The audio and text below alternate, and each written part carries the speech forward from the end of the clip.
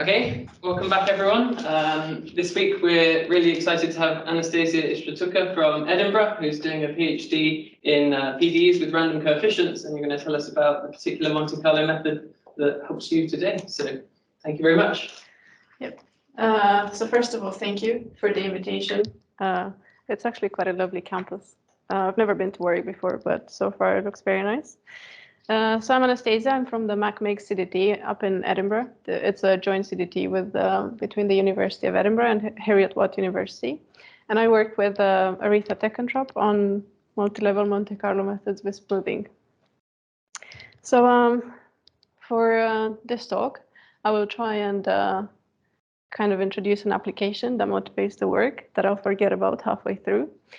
I will talk about circulant embedding methods and multi-level Monte Carlo methods and how we combine them in our numerical results, and then conclude with some remarks and some potential avenues for future work. The point of this diagram on the slide is that is really to highlight the goal of my project, which is to design faster algorithms than the ones we already have. So we're combining these two methods with also what we call smoothing to get faster methods. Right, so what is the application that we're interested in? This specific PDE up here on the slide usually arises in groundwater flow modeling. So for example, when we have radioactive waste containers stored underground, these containers potentially leak over time, and the radioactive substances through the groundwater flow can reach the human environment, which we obviously don't want. Or, for example, in carbon capture and storage, or in any porous media flow, really. So in this PDE, U is the solution, which is the pressure or the pressure head of the fluid under the Earth's subsurface. F is the source term, and K is what we call the hydraulic conductivity. So K is not a constant, but it physically it tells us how easily the water or the liquid flows through the Earth's subsurface. So it is a steady state, single phase subsurface flow. Steady state means that the properties of the fluid do not change over time, hence the lack of time in the PDE. And that single phase means that we only have one type of matter. So we're only working with liquid or gas or vapor, but in our case, liquid, versus multi-phase flow, in which would have we'll have multiple flows with two or more thermodynamic properties. Right, so the domain is, in this case, just a unit square, but it can be something else. And the boundary conditions, we've got Dirichlet boundary conditions on the vertical axis. So that imposes that the flow of the fluid is from left to right. And then the Neumann boundary conditions, top and bottom, which guarantees that the flow does not leave the domain vertically. So this is what we call cell flow boundary conditions. So K here is a random field, which I'm going to assume you're not familiar with. So it's a two-dimensional Gaussian process. So it is a function that is defined on our domain D, and a sample space from the probability space.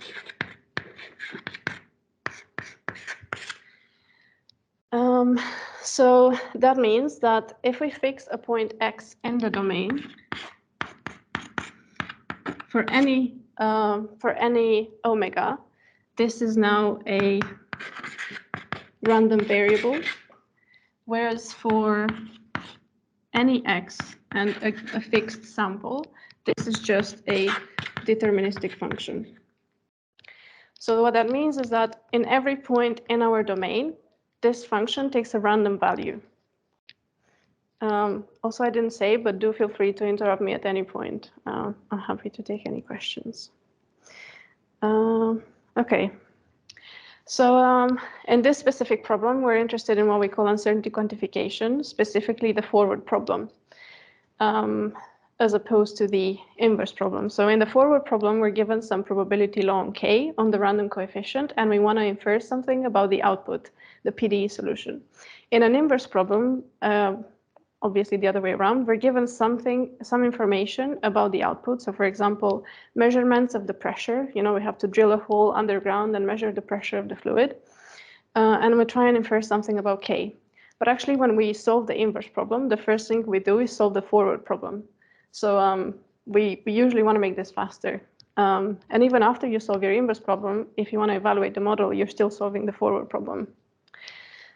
So in a forward problem, what we do is we take one sample from our random coefficient. Let's call it omega I. So this is just one sample. For this sample, we solve the PDE because once I fix the sample, this becomes a deterministic function, so I can solve the PDE numerically. So this gives me an approximation. So because K is random, the solution will also be random, will also be a random field. So this is an approximation of the PDE solution. And then from the PDE solution, I can compute what we call a functional. So that is a function of my PDE solution, which will also be random.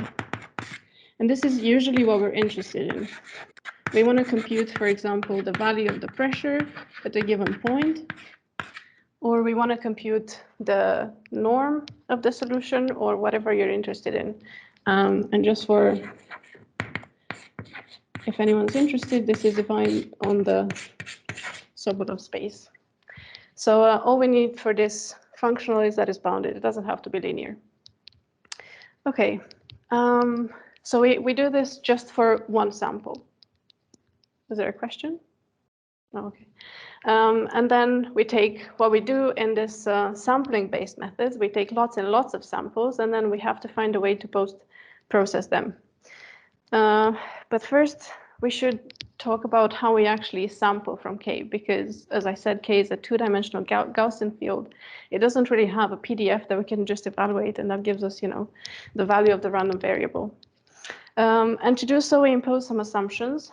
The first assumption is that K is a log normal random field. So that means that it is the exponential of a Gaussian field, which is, the two-dimensional equivalent of a Gaussian process.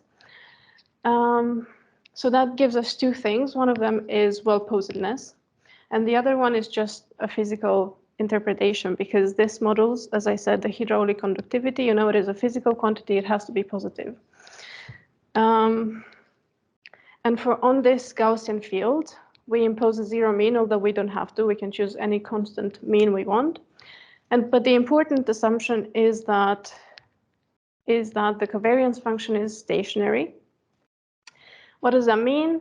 It means that the covariance function is a function of the difference of the 2 points in the domain. So the only thing that matters in my domain is how far apart the 2 points are, and not exactly where in the domain they are. And we'll see why that is important. And a while ago, someone did actually take some measurements in New Mexico. There's a radioactive repository stored there.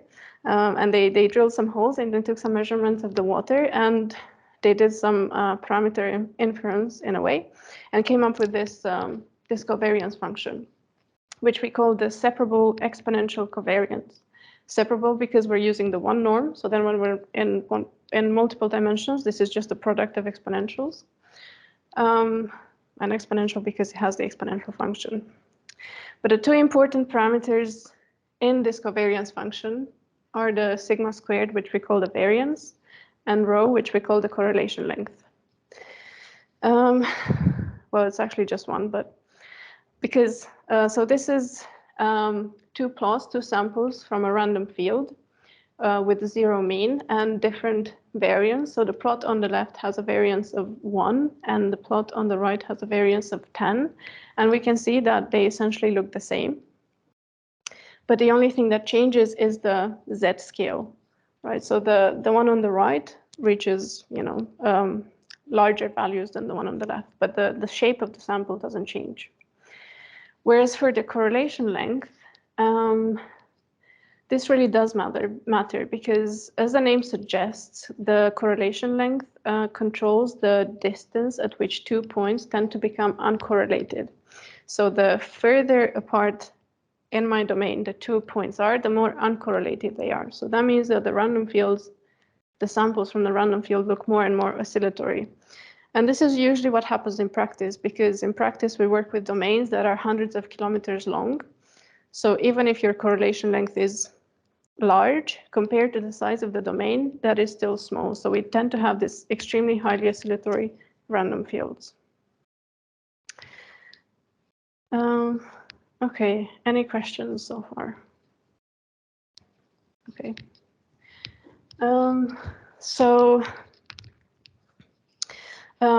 One important observation is that this random field is a continuous function, but these circulant embedding methods or factorization methods in general, they give us a discrete representation of the random field. So if we imagine just in one dimension that we have a one-dimensional domain from 0 to 1, let's say, although it doesn't have to be, and we discretize it in space, then what we get back from the sampling method is the value of the random fields at these grid points. So we don't get back a continuous representation. Usually what we do is we interpolate, but that obviously introduces an error. So that is something to keep in mind. And then from this mesh that we've created from our domain, we can construct what we call a covariance matrix. So the covariance matrix, the entries of the covariance matrix look something like this. So I'm essentially computing the covariance between 2 points in the domain.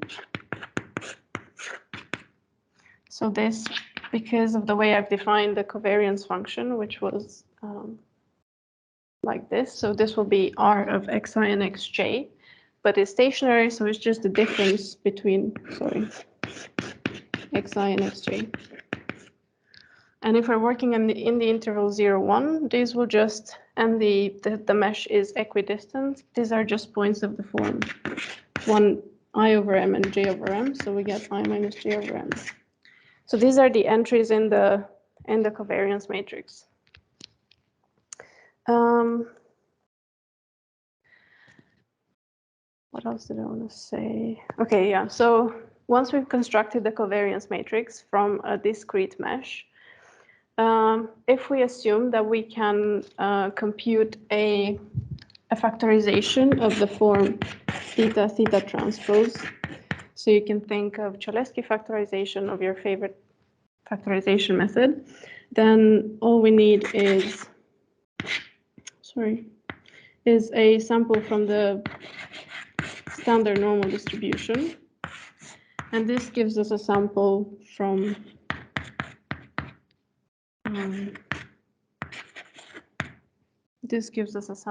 Z, a discrete sample, as I mentioned.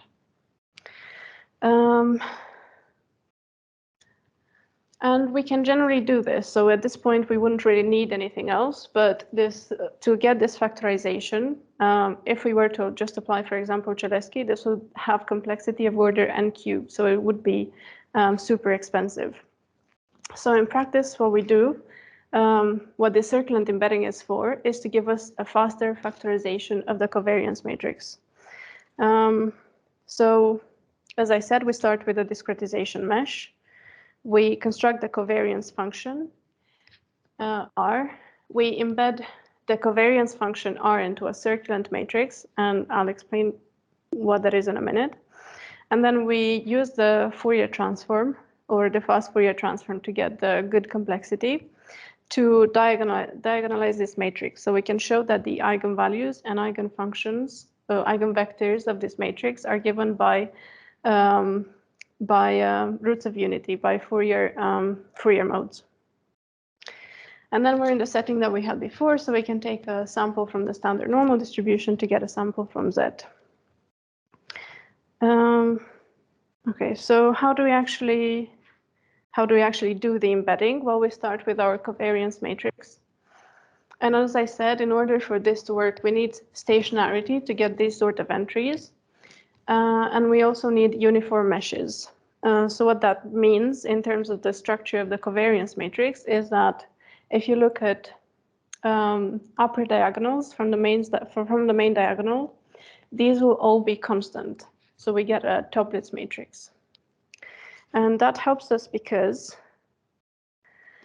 we can, from the covariance matrix, we can mirror this matrix column-wise. So we're essentially taking columns and moving them from left to right.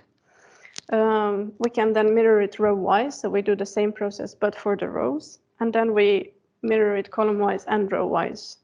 And that gives us a circulant matrix, which means that every row and column in this matrix is a circulant permutation of the very first row or the first column. So a circulant permutation is, for example, if you take the first row and you just shift all the elements to the right. Okay. And so to get this sort of factorization here for Z, lambda here is the matrix of eigenvalues, which we can obtain by taking the Fourier transform of the first row or the first column. So and that is because, as I said, that completely describes the covariance matrix, the first row or the first column. But in order to take the square root, we have to ensure that the eigenvalues are real and positive.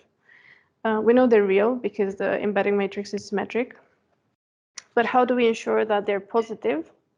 Well, we can show for certain covariance functions that is the case. For example, the one norm covariance that I showed you earlier. But for other other covariances, for example, the Matern covariance function, if you're familiar with that, we can prove that for as the embedding matrix becomes larger and larger, we are guaranteed to get positive eigenvalues. So what we do in that case, we just artificially add some more entries in our matrix. So before we had C0 up to Cm, and I'm just going to artificially add some values. Well, capital J here is what we call the padding parameters.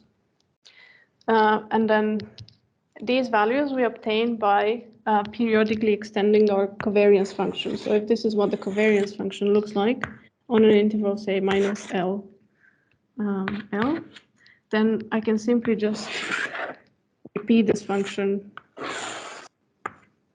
to L. And then these points are points of the form C m plus 1 divided by m, so they will be outside the interval minus 1, 1. But that's fine because I periodically extended my function, so I can now evaluate them outside of my original domain. And then we get a larger and larger matrix, which guarantees us then to give us a symmetric positive definite matrix. Any questions? Okay. So as I said at the beginning, we're interested in the forward problem. We now know how to sample from K, but we want to find a way to post-process all the samples from K. Well, from K that give us samples from U that then give us samples from Q, from the quantity of interest. But we have to find a way to post-process all these samples. So the first way in which we can do this is to use just a Monte Carlo estimator. So if we're interested in computing some expected value, we can just approximate it by a finite sum, where QHI here is a sample that we obtain, as I mentioned. We take K, we approximate U, and then that gives us QH. So we're working here with just one grid resolution. And usually we can show that the mean squared error, so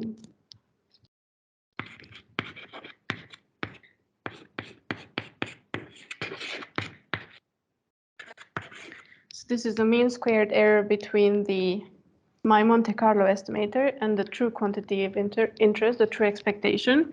What we get is the variance bias decomposition.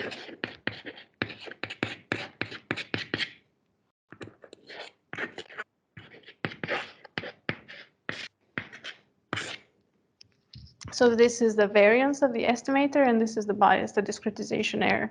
And what we do in practice, we impose that this is less than some accuracy. And then we want to balance the variance with the bias. So that gives us a capital N, a certain number of samples, and then this gives us a certain H, a certain discretization. And it usually gives us a very large N and a very small H. So we compute lots and lots of samples with on a small grid, which means that the computational cost is quite large. So this is where multi-level Monte Carlo comes in, because now rather than using just one grid resolution, we use a sequence of grids. So we start from a very coarse mesh on which we take lots and lots of samples. So this is our initial approximation of Q. And then we correct this approximation by taking consecutive differences. So I think the formula on the slide is quite difficult to read, but essentially where it comes from is that we're expressing the expectation that we want to compute, the expected value of QH, let's say capital L, where L is our finest mesh. We express it as a telescopic sum. So we've got expected value of Q0 plus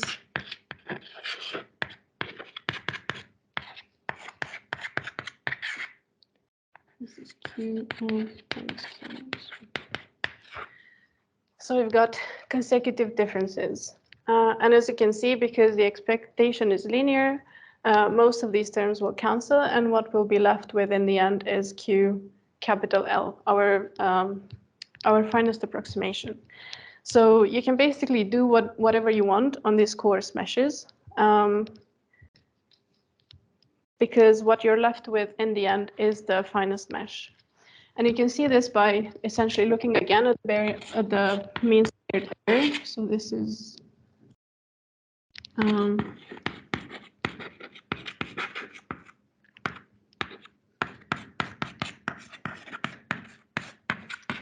so this is again the multi-level Monte Carlo estimator and the true quantity of interest.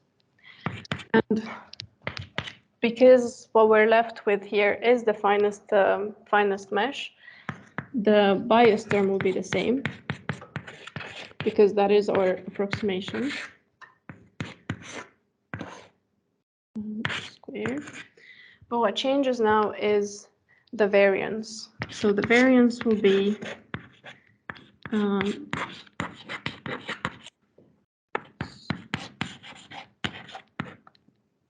so sum here.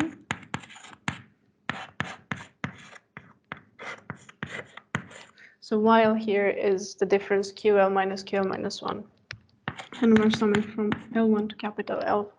So we no longer have just one term for the variance, but we have this sum of terms, and we balance it in the same way. So this still has to be equal to, smaller than epsilon squared over 2. But now we can choose the number of samples, as opposed to in the Monte Carlo case where we had just one n. We can choose these consecutive n's in such a way that the variance is minimized for a fixed cost. So we can choose it specifically, we can choose it that most of the computational cost goes on the coarsest mesh, and then as we refine the levels, as we choose finer and finer meshes, we use less and less samples. Okay, so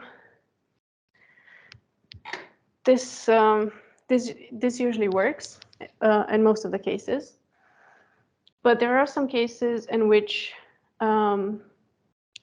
the coarsest mesh we can choose in the multi-level Monte Carlo estimator depends on your random field.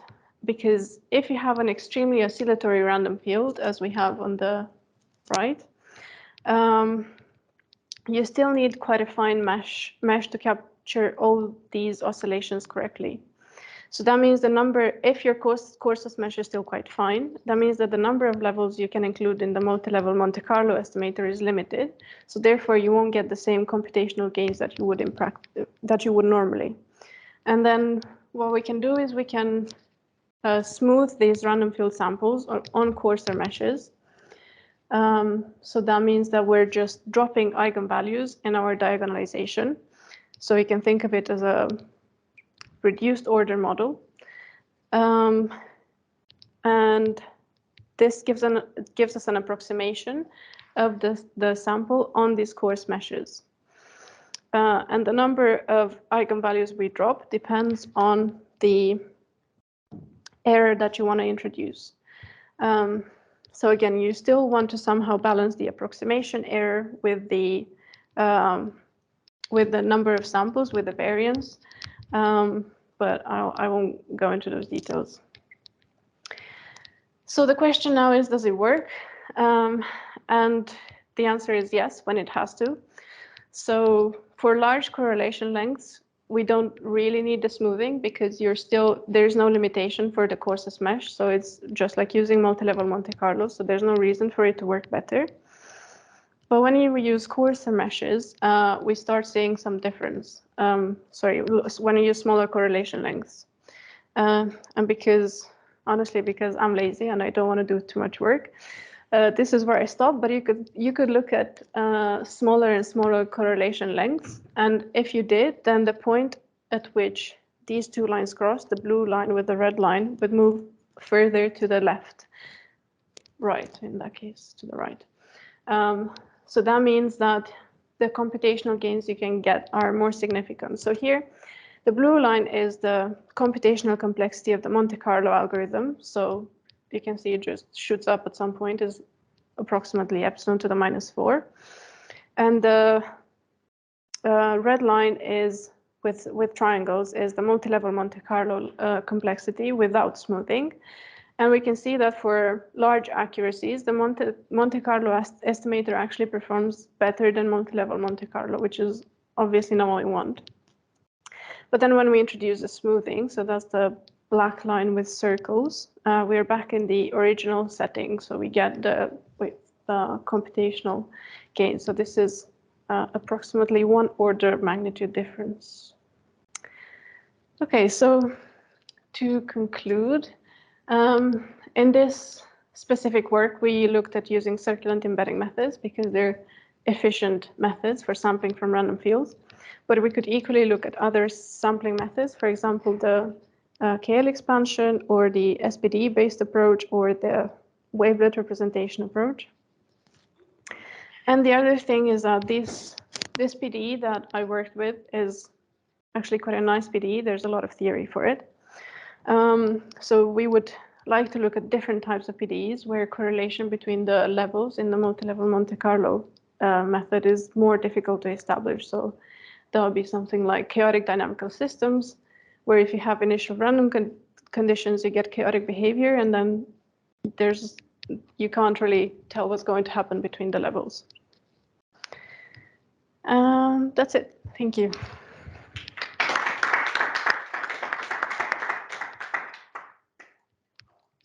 Any questions?